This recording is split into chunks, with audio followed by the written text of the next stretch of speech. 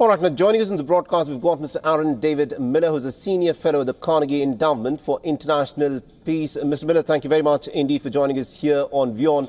Now, according to reports that are coming through, what we are able to pick up is that for the second straight night, the Israelis have been targeting the Iranian nuclear facilities. We still haven't seen any large-scale reprisal by the Iranians. In your assessment, how far do you think the Israeli Prime Minister Netanyahu is likely to push this operation that he's calling the rising line in this confrontation with Iran? I mean, I think the Israelis have a comprehensive set of objectives. It's not simply to eliminate a single enrichment plant. They're probably going after every conceivable Iranian facility that they know about. And there are many undeclared sites which they probably don't. They're also, by the way, suppressing Iranian air defenses, ballistic missiles, drones, UAV, and going after Iranian ballistic missile production because they're anticipating at some point an Iranian response. And there will be an Iranian response, just as there was in April and October. But when that response occurs, it could be days, it could be weeks before that response occurs, because the Iranians in October of last year, I think, took almost 3 weeks before they responded to an Israeli strike.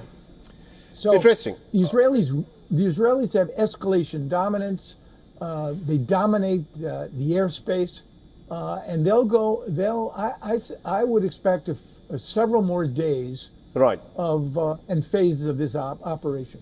All right. Now, Rafael Grossi, the chief of the IAEA, has said that it is under international law illegal to strike at nuclear facilities of another nation. He said this in the context of Ukraine. He's also said this in the context of Iran. In your assessment, the fact that Israel is carrying out these targeted strikes on Iran's nuclear facilities, how does this sit in the ambit of international law?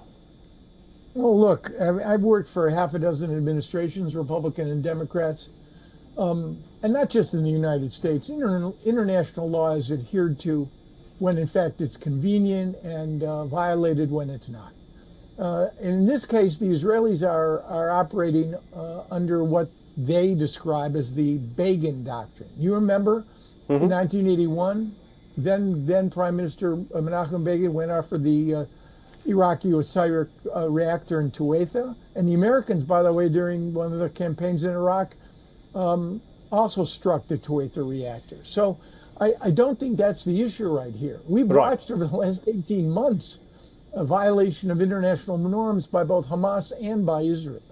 And, and again, I might add here, the Iranians are not blameless here. The IAEA on Thursday, 35 countries, 19 of them voted to censure Iran for violation of its NPT and additional protocol agreements for undisclosed uranium, traces of uranium, which the IAEA believed might have been used in efforts to weaponize. So, I mean, I hate to use this expression, but it is what it is here. And all right. My next question to you, Mr. Miller, is a bit cynical, but this is a question that I want to ask you because this is something that's being spoken about a lot. That the plan here is to try and draw the Americans into a direct war with Iran. This is what the Israelis are trying to do. And the Americans for many, many years now have been carrying out regime changes. They did this in Iraq. They did this in Libya. Later, they did this in Syria through their proxies. Is this now an opportunity that the American deep state is sensing where they can try and do something similar in Iran as well? No, I don't think the Israelis may want regime change, but this was not the stated objective of their operation, of their campaign. And I don't think, frankly, that they have any expectations that their military activities and operations will lead to a new regime in Iran. It's for the Americans.